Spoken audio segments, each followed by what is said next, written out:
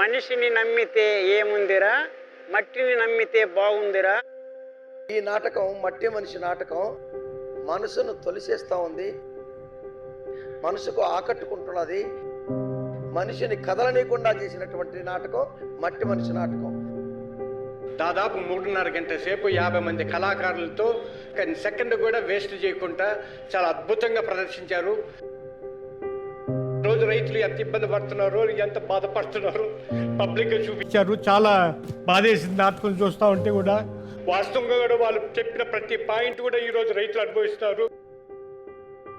రైతుకి భూమికి మధ్య ఏర్పడినటువంటి దళారీ వ్యవస్థను కనకయ్య మహా అద్భుతంగా దాన్ని నటించడం అనేటువంటిది నిజమైనటువంటి చరిత్రని కళ్ళ ముందు కట్టినట్టు చూపించారు. ఈరోజు ఈ మట్టి మనిషి నాటకంలో మొదట మట్టి మనిషి నాటకంలో యువకుల పాత్ర అద్భుతంగా ఉంది. ఆ నటీనటులందరికీ 50 మంది కళాకారులకి ప్రత్యేకంగా మేము కృతజ్ఞాభినందనలు కళాకారుల తరఫున కళాభివందనాలు తెలియజేస్తున్నాం. నాటకం ఆద్యాంతము బాగా రక్తి కట్టించింది. పాత్రధారులు పాత్రలో జీవించారు. ఈ నాటకాన్ని ప్రముఖ రచయిత్రి వాసిరెడ్డి సీతాదేవి గారు రచించగా ఒక గొప్ప నవలను నాటకీకరణ చేయాలనే భావాన్ని వల్లూరి శివప్రసాద్ గారు ఈ నాటకాన్ని ఎక్కడికో తీసుకెళ్లారు. ఏ పాత్రని మనము హీరోగాను చూడలేము, విలన్గాను చూడలేము. మన రియల్ లైఫ్లో ఉన్నట్టే ఉన్నాయి ప్రతి పాత్రలు.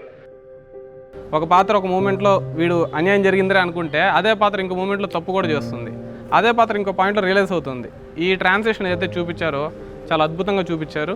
చాలా అద్భుతంగా ఉంది. అద్భుతమైన కళాఖండాన్ని ఈరోజు నేను చూశాను. నాకైతే టైమే తెలియలేదు అసలు.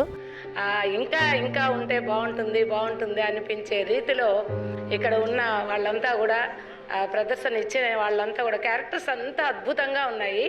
రైతే రాజు దేశానికి వెన్నుముక, రైతే దేశానికి వెన్నుముక అనే థీమ్ని ఈరోజు మనకి ఇక్కడ ప్రజెంట్ చేయడం జరిగింది.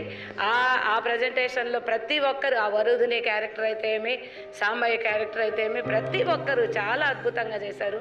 నాకు చాలా బాగా నచ్చింది. ఇది ఎప్పటికీ ఎవర్ గ్రీన్ నాటకంగా నిలుస్తుంది.